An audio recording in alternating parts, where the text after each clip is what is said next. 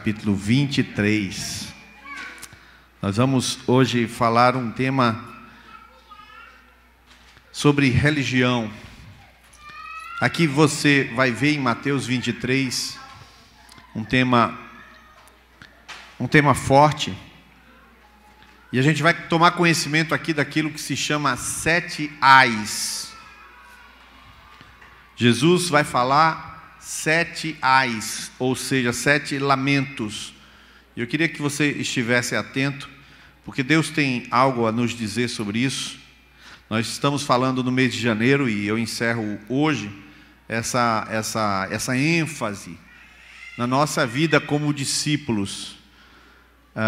Tenho insistido e temos insistido, e também lá em Panambi e também em Miguel Calmon, na temática de discipulado. Os irmãos vão perceber aqui, e eu vou ler o capítulo 23, não vou demorar, mas eu vou ser enfático no texto. Então nós vamos direto agora para o texto 23, eu vou ler na NVI. Eu queria até pedir desculpa aos irmãos, que às vezes eu leio na ACF, que é a tradução corrigida fiel, mas o texto da NVI vocês não vão ter na tela, mas vocês podem acompanhar. Quem não tiver a NVI, ouve então a leitura. Então Jesus disse à multidão e aos seus discípulos: os mestres da lei e os fariseus se assentam na cadeira de Moisés. Obedeçam-lhes e façam tudo o que eles dizem a vocês, mas não façam o que eles fazem, pois não praticam o que pregam. Eles atam fardos pesados e os colocam sobre os ombros dos homens, mas eles mesmos não estão dispostos a levantar um só dedo para movê-los. Tudo o que fazem é para serem vistos pelos homens. Eles fazem seus filactérios bem largos e as franjas de suas vestes bem longas. Gostam do lugar de honra nos banquetes, nos assentos mais importantes, nas sinagogas, de serem saudados nas praças, de serem chamados mestres. Mas vocês não devem ser chamados mestres. Um só é o mestre de vocês, e todos vocês são irmãos. A ninguém na terra chamem pai, porque vocês só têm um pai, aquele que está nos céus. Tampouco vocês devem ser chamados chefes, porquanto vocês têm um só chefe, o Cristo. O maior entre vocês deverá ser servo, pois todo aquele que a si mesmo se exaltar será humilhado, e todo aquele que a si mesmo se humilhar será exaltado. Então aqui começa os ais. Ai de vocês, mestres da lei, fariseus hipócritas, vocês fecham o reino dos céus diante dos homens, vocês mesmos não entram, nem deixam entrar, não deixam entrar aqueles que gostariam de fazê-lo. 14, o segundo ai. Ai de vocês, mestres da lei e fariseus hipócritas, vocês devoram as casas das viúvas e para disfarçar fazem longas orações, por isso são considerados, mas serão castigados mais severamente. Ai de vocês, mestres da lei, fariseus hipócritas, porque percorrem terra e mar para fazer um convertido, e quando conseguem, vocês o tornam 2 vezes mais filho do inferno do que vocês. Ai de vocês, guias cegos, pois dizem: se alguém jurar pelo santuário, isso nada significa, mas se alguém jurar pelo ouro do santuário, está obrigado por seu juramento. O texto continua, chama eles de cegos, e aí no verso 23 ele vai falar: ai de vocês, mestres da lei, fariseus hipócritas, vocês dão o dízimo da hortelã, do endro, do cominho, mas têm negligenciado os preceitos mais importantes da lei: a justiça, a misericórdia e a fidelidade. Vocês devem praticar estas coisas sem omitir aquelas. Guias cegos, de novo ele chama, vocês coam um mosquito e engolem um camelo. Mais um ai. Ai de vocês, mestres da lei hipócritas, vocês limpam o exterior do copo e do prato, mas por dentro eles estão cheios de ganância e cobiça. Fariseu cego, limpa primeiro o interior do copo e do prato, para que o exterior também fique limpo. Ai de vocês, mestres da lei e fariseus hipócritas, vocês são como sepulcros caiados, bonitos por fora, mas por dentro estão cheios de ossos e de todo tipo de imundície. Assim são vocês, por fora parecem justos ao povo, mas por dentro estão cheios de hipocrisia e maldade. Ai de vocês, mestres da lei e fariseus hipócritas, vocês edificam os túmulos dos profetas e adornam os monumentos dos justos. E dizem: se tivéssemos vivido no tempo dos nossos antepassados, não teríamos tomado parte com eles no derramamento do sangue dos profetas. Assim testemunham contra vocês mesmos, que são descendentes dos que assassinaram os profetas. Acabem, pois, de encher a medida do pecado dos seus antepassados. E eu pulo para o 37 agora. Jerusalém, Jerusalém, você que mata os profetas e apedreja os que são enviados a vocês.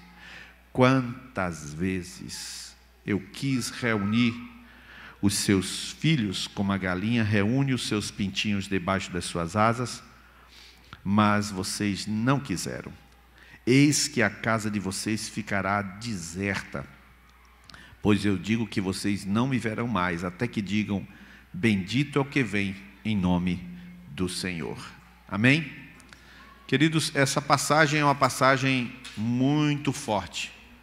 Jesus é aquele mestre que fala sempre a verdade, que não tem medo da reação dos seus ouvintes. E Jesus tem 3 anos de ministério, são 3 anos e meio, na verdade, mas são 3 anos, considerado 3 anos e meio, 3 anos de ministério. O primeiro ano é o ano da descoberta, do início do seu ministério. O segundo ano é o ano da sua evidência ou do seu conhecimento, ele é conhecido. E o terceiro ano é o ano da rejeição. Quando chega esse ano da rejeição, ele já está dizendo aos seus discípulos, que isso está em Mateus 16, que ele vai para Jerusalém e vai morrer lá, e rejeitado será pelos escribas e fariseus. Então, quando ele vai a Jerusalém, ele vai sabendo o que ele ocorrerá. Ele vai consciente de que vai enfrentar e quem ele vai enfrentar e o que vai fazer no enfrentamento. Ele chega em Jerusalém e ele começa a falar coisas fortes. E ele fala a parábola em Mateus 22, ele conta uma parábola e ele diz que o reino será tirado de vocês e dado a outra nação que dê os seus frutos. Queria pedir a você que está com o celular lendo a Bíblia, que não se distraia com o WhatsApp. É bom que a gente tente vigiar na palavra, porque a nossa mente ela acelera muito. Quando a gente está com 3 focos de atenção, a gente não consegue realmente prestar atenção naquilo que Deus quer falar. E a palavra de Deus é espírito e vida, ela não é uma filosofia. E isso aqui é muito forte, queridos, porque quando ele chega no último discurso dele, ele não vai falar aqui simplesmente para os seus discípulos, porque no 24 ele vai falar para os discípulos vão perguntar, Senhor, que sinais haverá da tua vinda? Ele vai falar para os discípulos, acautelai-vos e blá blá blá. Mas aqui não, ele diz à multidão e aos discípulos. Então esse é o último discurso dele. Esse último discurso de Jesus à multidão é muito sério. E ele faz 7 ais porque ele faz um enfrentamento. Irmãos, é muito sério isso que Jesus fala aqui. Porque ao final do discurso dele, ele diz, Jerusalém, Jerusalém, que mata os que são enviados. O que está acontecendo com Jerusalém, queridos? Quando a gente remete para Êxodo capítulo 19, Deus está tirando o seu povo do Egito. Deus lá em Êxodo 19, Deus diz para o povo o que ele queria. Ele queria, eu quero que vocês sejam para mim uma nação de sacerdotes, minha propriedade particular, vocês serão meus. É impressionante como alguns acham que Deus obriga algumas coisas, Deus trava, Deus obriga, Deus me obriga ou Deus me censura. Queridos, todos são livres para desobedecer, todos são livres para não obedecer. A problemática toda é que há uma recompensa e há um galardão e há uma vida oferecida em Deus. Todos os que nascem sem Deus, qualquer criancinha que nasce, ele já nasce com a semente do pecado. Então a tendência dele, se não for educado, ensinado e convertido, a tendência dele será praticar tudo aquilo que todas as pessoas praticarão, bastante que ele tenha a oportunidade. Mas a inclinação dele, como diz Gênesis 8, 23, a inclinação do homem é má desde a sua meninice, a imaginação do homem. Então, quando chega em Êxodo 19, Deus escolhe um povo para si, Deus chama um povo para si, e Deus fala com aquele povo, vocês serão meus. Ora, aquele povo tinha saído de lá com uma tremenda ação de Deus. A maior ação de Deus, além das 10 pragas, Deus ainda abriu o mar vermelho e ainda matou os egípcios. E os judeus, os hebreus, ainda viram os corpos dos egípcios lá boiando. Então não foi uma coisa pequena. Quando acontece isso em Êxodo 16, 17, Deus faz com que Moisés bata lá nas águas de Mara. Não, ele bata na rocha, depois ele joga aquela planta nas águas de Meribá. E aí, logo no 19, você tem a descrição da ação de Deus. Ora, esse povo tinha tudo para acertar. Não era um povo que não sabia quem Deus era. Imagine, por exemplo, Deus desaparece, Deus some, os profetas, está tudo um caos, tudo seco, 3 anos e meio de seca, e aparece um profeta e diz assim: vai todo mundo para o Monte Carmelo e lá a gente vai bater uma conversa. Então vai ficar aquela convocação, ninguém sabe exatamente o que vai acontecer. Quando eles chegam lá, tem um cara vestido de camelo, barbudo, fedorento, um camarada que era um profeta estranho, o nome dele era Elias, e ele faz uma oração curtíssima, a oração dele não dá 30 segundos, e o fogo do céu cai e lambe aquele sacrifício, e lambe a água daquele sacrifício. Quer dizer, Deus está presente muito fortemente naquela nação. Vários milagres, várias coisas estão acontecendo, Deus está presente. Mas, irmão, essa nação com tanta coisa que Deus falou, que Deus moveu, que Deus revelou, que Deus desenvolveu na vida deles, esta nação regrediu espiritualmente, essa nação abandonou a verdade de Deus, essa nação abandonou os caminhos do Senhor, essa nação não permaneceu nos caminhos do Senhor. Por isso que diz o texto: se quiseres e me ouvirdes, comereis o melhor dessa terra. Isaías 1,19, não é obrigado, é se quiseres me ouvirdes. Deus, ele tem que trabalhar com você como trabalhou no Éden. No Éden, Deus colocou 2 árvores. Ele colocou a árvore da ciência do bem e do mal, do conhecimento do bem e do mal, e colocou a árvore da vida. A árvore da vida era permitido comer quantas vezes quisesse, mas se comesse da outra, não comia mais nunca da árvore da vida. O sujeito, então, decide comer da árvore do conhecimento do bem e do mal, que era uma árvore proibida, então ele não pode tocar mais na vida, então perdeu a vida, morreu. Acabou. Mas ele coloca as 2 árvores como uma referência, não maniqueísta, mas uma referência de paradoxo, uma referência de que você não pode escolher 2 vidas. Ninguém pode ter as 2 coisas, ninguém pode servir a 2 senhores, não existe isso. Você não pode dizer que Deus é grande e viver para o diabo, não vai existir isso. Você não pode casar com uma pessoa e ter relacionamento com outra, não pode, você não pode, você simplesmente não pode. Não existe essa possibilidade, não existe. E então Deus toma para si um povo, mas esse povo não é fiel, esse povo transgride. Você vê Davi, o que foi que Davi fez, irmão? Davi foi um homem que fez coisas que, como diz, até Deus duvida, né? Na brincadeira, pega 5 pedras, na primeira acerta Golias, mata Golias lá, arranca a cabeça de Golias, faz um saceiro nos filisteus, unifica o reino. Depois vem Salomão, um reino, era tão grande o reino, que o reino ia de Alexandria até o Iraque atual. Era um reino de mais de 2.000 quilômetros de extensão, um reino gigante, do rio Eufrates até o rio Nilo. O que é isso? Deus está fazendo coisas gigantes naquela nação, mas essa nação chega nesse estágio. O estágio dessa nação é terrível. E qual é o estágio que eu quero citar para você? O primeiro estágio que você vê, eu não vou fazer ponto a ponto, porque vai ficar muito cansativo, mas você já viu que a coisa é feia aqui. Ele vai colocar uma coisa muito clara: olha, vocês, os mestres da lei, vocês podem obedecer tudo que eles mandam vocês, mas olha o seguinte, não faça o que eles fazem, porque eles falam uma coisa e faz outra. Irmãos, Jesus chegou no limite, ou seja, Deus está no limite com essa nação. Deus está por aqui, porque não tem uma coisa que mais aborrece a Deus, mais abomina a Deus do que a religiosidade. Irmãos, a religiosidade, a máscara religiosa é a pior de todas as máscaras. Porque a máscara religiosa, ela faz com que a própria pessoa se auto-justifique. Ela faz uma balança, ela mesma faz uma balança de pesos e contrapesos. Ela então analisa e diz assim: bom, mas eu não sou tão ruim assim. Eu não mato, não bebo, não fumo, eu não adultero, eu não roubo, eu não... Então ele bota numa balança as benfeitorias e depois do outro lado fala: mas só uma mentira de vez em quando, também eu sou nego de vez em quando. Então ele faz o quê? Ele faz a própria balança e ele se torna juiz dele. A medida não é mais a palavra, é ele mesmo, que é a medida para ele mesmo. Ele se torna a medida e aí ele começa a fazer o quê? Ele começa a criar a sua própria religião. Ele prega uma coisa e vive outra. Porque quando a palavra de Deus vem para ele, ele então diz que crê, mas não pratica. Então aquilo ali se torna o quê para aquela pessoa? Juízo, irmãos. Aquilo se torna juízo para a pessoa. Eu vou dizer um negócio para você. Talvez alguém pudesse dizer o seguinte: era melhor não ter entrado aqui na comunidade hoje à noite, porque ao tomar conhecimento de determinada coisa, eu me faço responsável por aquilo que eu ouço. Exatamente isso.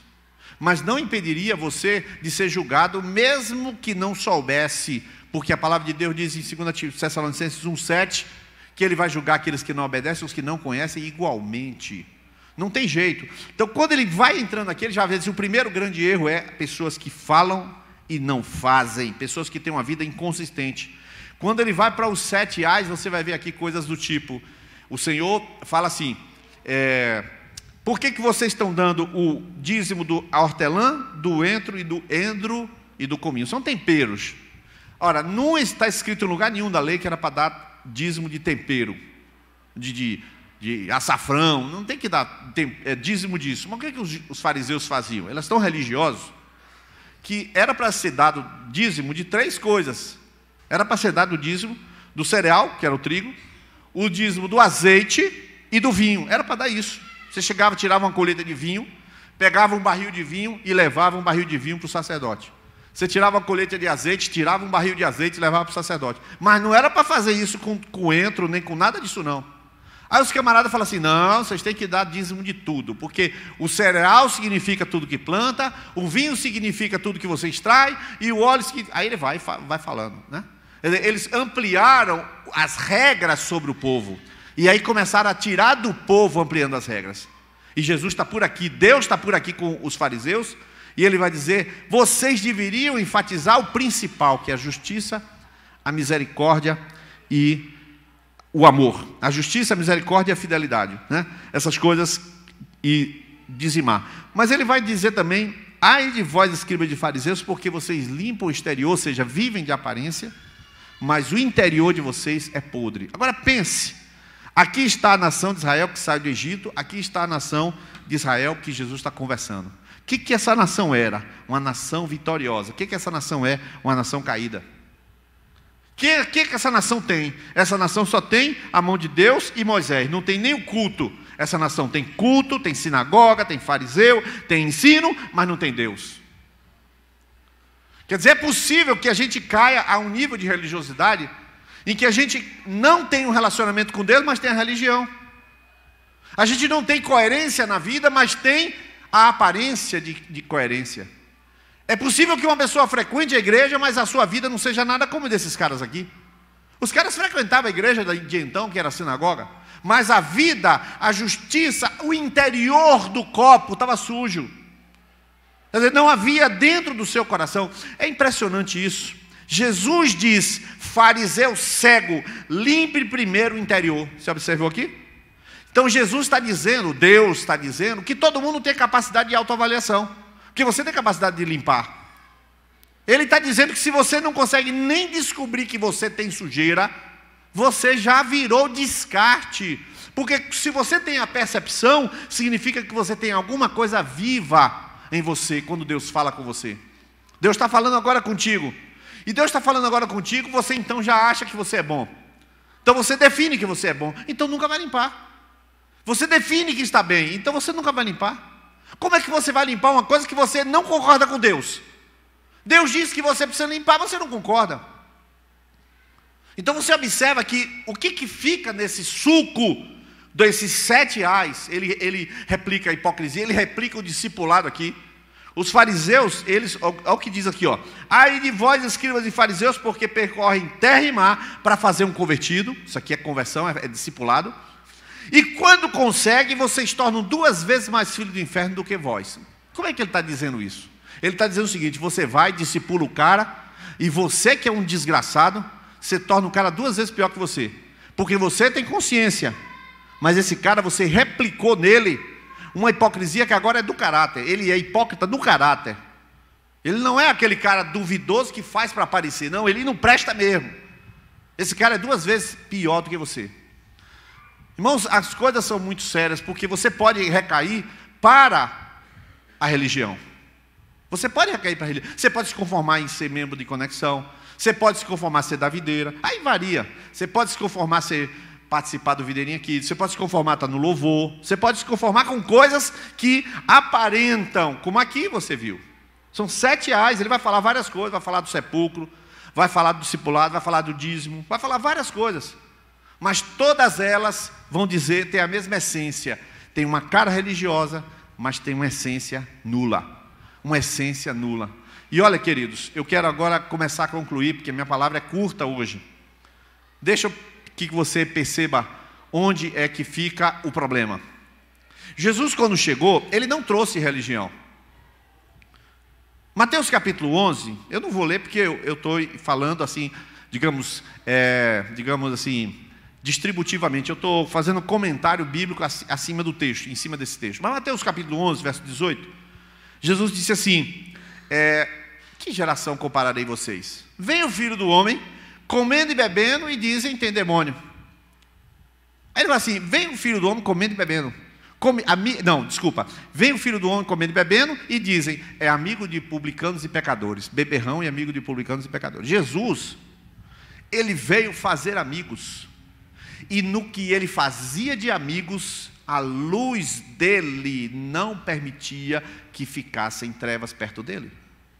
Ele estava simplesmente na casa de Simão fariseu, a mulher do lado entrou por trás aqui e começou a chorar, derramando lágrimas e limpando os seus pés com os cabelos, derramando óleo. Aquela mulher não aguentava. Jesus disse uma palavra para os homens que tinham pedra. Quando ele pergunta para aquela mulher, onde estão os teus acusadores? E ele consegue conversar com ela confessar o seu pecado. Quantas pessoas falam, aquele homem, ajuda a minha incredulidade. Jesus está no barco em Mateus capítulo 5, Marcos 2, desculpa, e Lucas 5, e ele manda os caras jogarem a rede, ele joga a rede. Na hora que joga a rede, Pedro vira para ele e fala assim, retira-te de mim, porque sou um homem pecador. Em João capítulo 20, Jesus está ali com os discípulos, e quando ele manda jogar a rede, quando ele joga a rede, que eles puxam a rede, que tem 173 grandes peixes, aí o que acontece? É Jesus que mandou puxar a rede. Eles imediatamente percebem que Jesus está presente. Ou seja, há um nível de percepção espiritual que não é religião. Deus está falando com você essa noite porque Ele quer travar com você um relacionamento, e não é um relacionamento baseado nos fariseus, é baseado no Êxodo. Você pertence a Jesus ou então você não é nada. Você pertence à videira e não é de Jesus, não é nada. Se você pertence a uma conexão e não é de Jesus, você não é nada. Se você pertence a um grupo de louvor e você não é de Jesus, não é nada. Mas se você pertence a Jesus, você desenvolve com Ele um relacionamento para aprender a viver aquilo que prega e pregar aquilo que vive. A sua coerência vai se juntando de maneira que não sobra nenhum ai para você. Todos esses 7 ais pararam na cruz. Quantas palavras Jesus disse na cruz? 7. São 7 ais e 7 palavras na cruz. 7 palavras, 7 derramamentos de sangue. São 7. Esse número 7 na Bíblia significa muita coisa. Jesus dá os 7 ais e vai lá dar 7 palavras na cruz. Ele leva essa lixarada toda para cima da cruz. Não tem uma coisa que Deus não aborreça mais do que isso. Eu vou ler um versículo só, de todos os versículos que eu citei, eu vou ler um. Isaías capítulo 1, e é evidente que não vai ter na tela. Verso 12 e 13. Quando vocês veem a minha presença, Isaías 1. Quando vocês veem a minha presença, quem pediu que pusesse os pés em meus átrios? Pare de trazer ofertas inúteis. O incenso de vocês é repugnante para mim. Luas novas, sábados, reuniões, não consigo suportar suas assembleias cheias de iniquidade. Suas festas da lua nova, suas festas fixas, eu odeio. Tornaram-se um fardo para mim, não suporto mais. Olha o que ele vai dizer. Quando vocês estenderem as mãos em oração, esconderei de vocês os meus olhos, mesmo que multiplique as orações, eu não ouvirei. As suas mãos estão cheias de sangue, lavem-se, limpem-se, removam suas obras más para longe da minha vista. Parem de fazer o mal, aprendam a fazer o bem. Busque a justiça, acabe com a opressão. Você observa o que Deus está querendo? Alguns podem dizer, Nilo está dando uma palavra dura. Eu não estou dando palavra dura para você. Eu estou dizendo que Deus, Ele não quer saber de religião. Deus não quer saber de falsidade. Deus não quer saber de uma coisa no coração e outra na vida. Ele não quer saber disso. Ele tem nojo disso. Por isso, irmãos, eu me preocupo mais em como eu trato minha esposa do que como eu prego. Eu me preocupo mais em como eu trato os meus netos e os meus filhos do que como eu toco a guitarra. É lógico. Eu vou viajar para Panambi, e essa viagem é uma viagem diferente. Essa semana me deram uma palavra que uma pessoa, 4 da manhã, mandou uma palavra para mim. Aqui eu tenho uma palavra para você, só que eu estava pedindo a Deus uma palavra. Eu ouvi a palavra que essa pessoa me deu, uma palavra de Deus. Quando acorda de manhã, a primeira coisa que Deus me fala é: põe um guarda à porta dos meus lábios. Na hora eu comecei a chorar. Deus falou: cuidado com a língua, cuidado com o que você vai falar. Irmãos, a minha viagem para lá, me importa mais eu me policiar, eu aprender com o que Deus quer me dizer, do que saber o que vai acontecer lá. O que vai acontecer lá em Panamá é problema de Deus, a igreja é de Deus, não tem nada a ver com isso. Eu faço, mas é Deus que opera, então eu só tenho que me preocupar com a minha ação honesta, coerente, correta. Você está entendendo o que eu estou falando? Eu tenho que zelar pela minha vida, você tem que zelar pela sua, porque Deus abomina a religião. Ele diz: isso eu não posso me associar com um ajuntamento que tem pecado. Então, se você não entende que você tem que desenvolver uma espiritualidade que alcança a sua cama. Você ouviu o que eu falei? Você é casado, se a espiritualidade vai na sua cama, no seu leito conjugal. Hebreus capítulo 13, 4 diz assim: venerado seja entre vós o leito sem mancha. Se sua cama não é santa, o que adianta você dirigir louvor aqui? Então o que eu quero mostrar para você é que Deus não veio aqui atrás de bonequinhos de cera. Deus, quando enviou Jesus, Ele trouxe para dar vida abundante. Ele formou um caminho para nós andarmos, o caminho de vivermos corretamente. Não é um caminho de crermos corretamente, é um caminho de vivermos corretamente. Para vivermos corretamente, temos que crer, sem dúvida, mas é um monte de gente que crê e para aí. Então não avança. A vida espiritual não resolve as demandas da maledicência, as demandas do pensamento, as demandas do diálogo em casa, as demandas financeiras. Não resolve, o sujeito para. E aí ele fica igual um hipócrita. Eu queria concluir. Jesus não tem nada a ver com projeto falido de vida. Jesus tem a ver com vida abundante. Vou começar a concluir. Jesus resolveu se encontrar com todas as pessoas as quais ele se encontrou, foram transformadas. Deus, quando encontrou Abraão, mandou ele sair da terra, mudou a história de Abraão. Quando encontrou Moisés com aquela sarça, ele disse: Moisés, você vai para cá. Ele disse: não queria ir. Ele foi e libertou o povo de Israel. Quando ele encontrou Davi, Davi nem chamado era, estava lá entre as ovelhas. Ele puxou Davi e fez dele um rei. Qualquer pessoa que Deus encontrou na história, essa pessoa mudou de vida e mudou de caminho. Ninguém na história encontrou a Deus e não foi transformado, a menos que Caim. Deus chega para Caim e fala assim: ei, cadê seu irmão? Ele fala: sou eu porventura guardador do meu irmão? Então Caim, ele se endurece contra Deus e o Senhor fala: pois eu vou botar um sinal nesse cara e ele vai morrer. Ele não vai morrer, ninguém vai matar. E bota o sinal que ninguém sabe qual é o sinal. Pode ser uma marca, um cabelo, sei lá. Botou uma marca em Caim. E ninguém podia matar Caim, porque Deus marcou, porque agora ele vai viver muito e sofrer muito. Deus fez isso com ele, o único que chegou e resistiu a Deus. Todos os outros que encontraram com Deus. Jesus encontra com Pedro, chama Pedro, depois encontra de novo, chama de novo. Encontra com Paulo, Paulo está indo no caminho de Damasco, cai.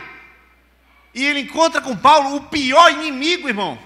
O pior inimigo. E ele vem para a fileira de Jesus. Jesus chama você para um caminho, mas não é um caminho religioso, é um caminho de transformação, um caminho de vida.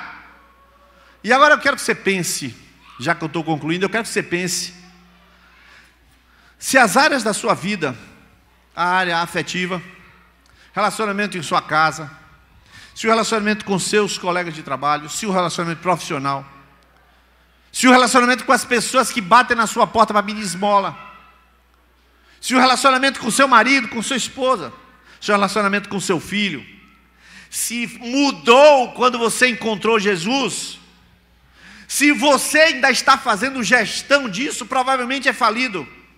Provavelmente é como os fariseus que faziam gestão da sua religião, mas não tinha vida. Sepulcros caiados, por fora bonito, por dentro só tem ossos mortos.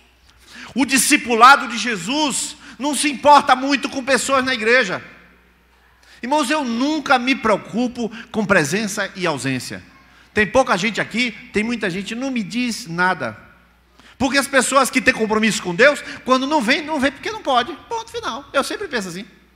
Eu não penso que as pessoas que faltam aqui, que não vêm, mesmo discípulo, tal, eu não penso que eles não vêm porque não querem. Porque eu sempre penso que é discípulo. Porque nós não estamos aqui numa igreja de religiosos.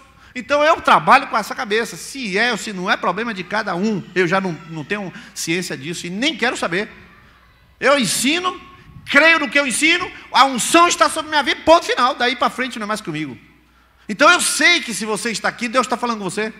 E sei que a pessoa que não veio, que está assistindo, talvez Ilka esteja assistindo, talvez várias pessoas estejam assistindo, Deus está chamando elas para ver a vida delas.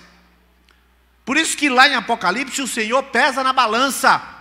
Lá em Daniel 5, Mene, Tekel, Pérez, ele pesa na balança e achou em falta. Ele pesa a gente. E é isso que Deus está fazendo com você essa noite. Ele quer medir a sua vida e Ele quer chamar você para um caminho de discipulado. Não é um caminho de crença, nem um caminho de religião, isso não serve. Posso lhe garantir, queridos, vou concluir com um casinho. Ontem nós tivemos um casamento. Ontem nós tivemos um casamento lindíssimo, maravilhoso. Mas eu vou falar porque precisa falar. Tá vendo? Se fosse religião eu não podia falar. Não podia falar porque ia ferir susceptibilidades, não sei o que e tal, mas eu vou falar. Uma parte da família do noivo, uma parte grande da família do noivo não é cristã. Então do casamento tinha 1/3 de cristãos, ou menos talvez, 25%, e 60 e sei lá quanto, 70% de não cristãos. Por quê? Porque a família do noivo é uma boa parte não cristã, inclusive o pai não cristão. E é evidente que eu poderia tomar a opção. Se eu não vou fazer o casamento se tiver banda, por exemplo, né? Eu poderia determinar com o pastor o que eu vou fazer.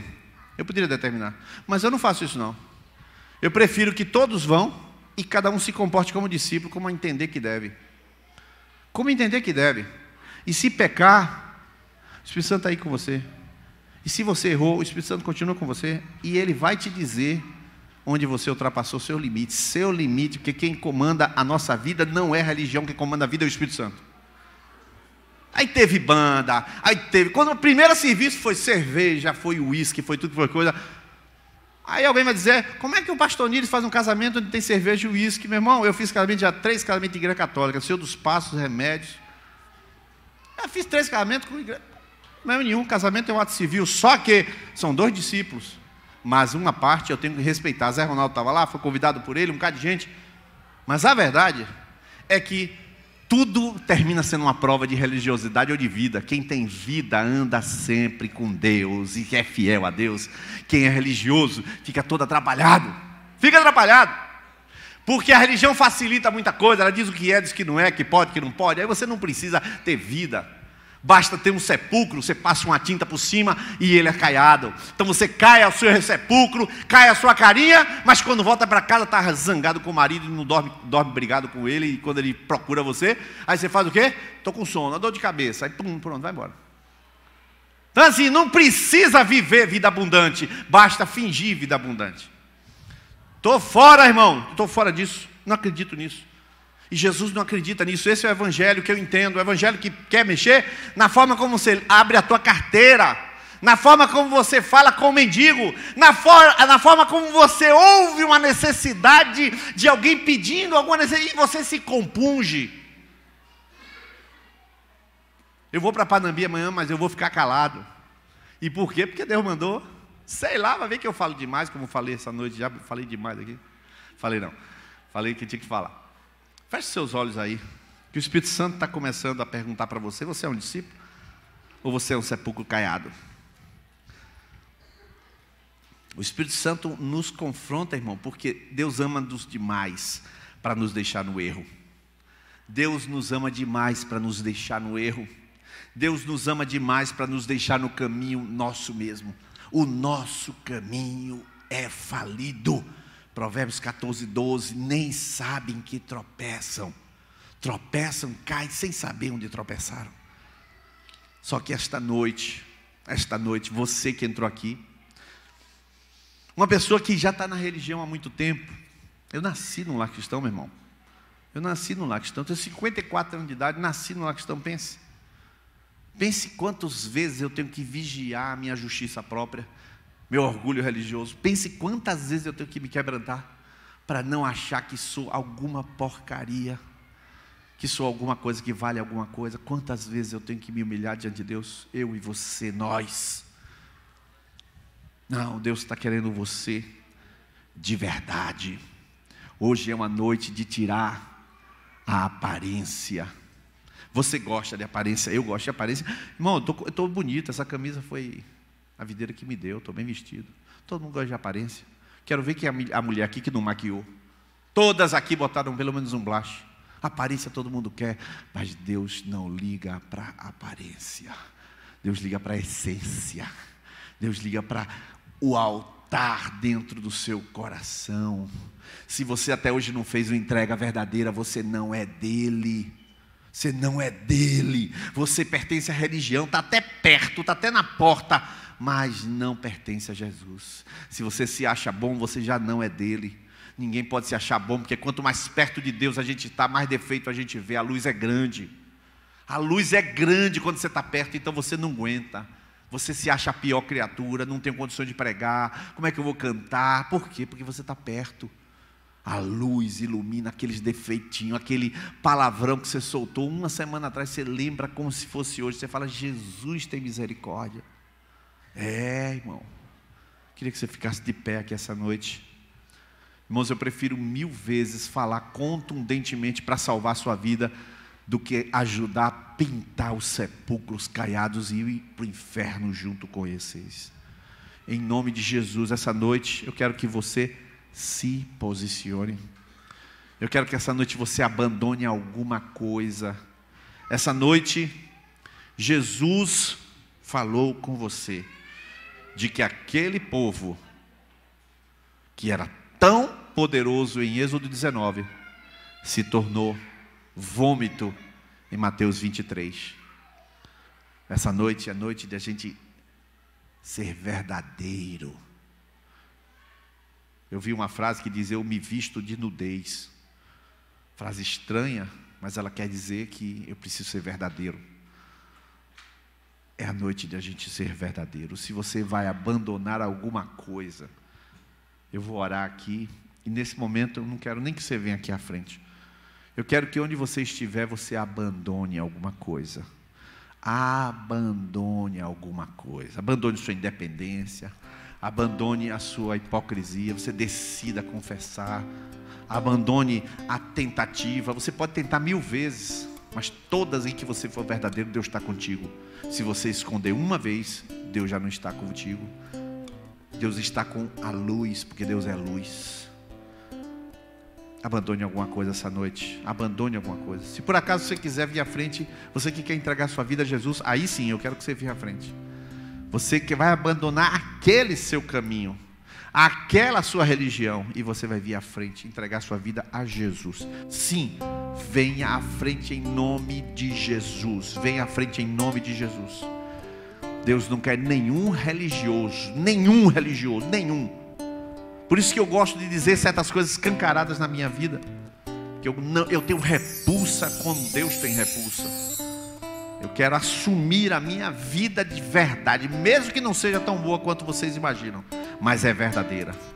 E esta noite é noite de verdade, de abandonar as coisas da religião para abraçar as coisas do caminho do discipulado. Então, se o Senhor te chama, venha. Pai, em nome de Jesus, nós estamos aqui, Senhor, orando, e os teus filhos estão nos seus lugares, abandonando algumas coisas. Algumas pessoas estão aqui, Senhor, à frente, abandonando também algum caminho. Senhor, nós estamos aqui para ser verdadeiros. Nós não queremos, Senhor, te desagradar. Nós não queremos que a nossa religião, nosso esforço traga a Ti náuseas.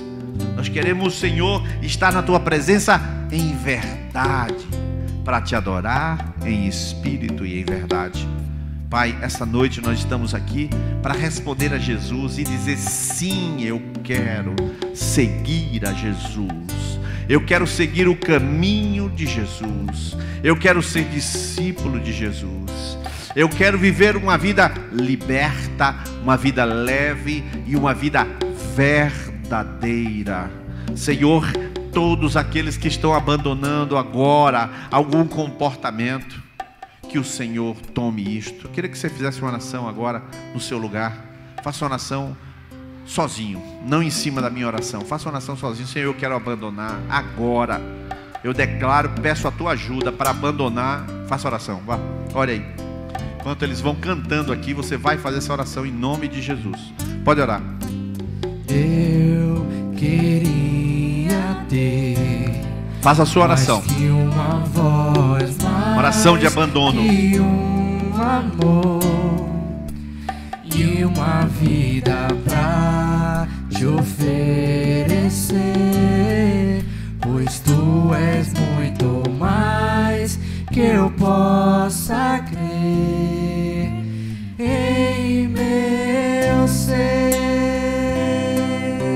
Pode voltar para o seu lugar, você que veio à frente. Tu és o autor,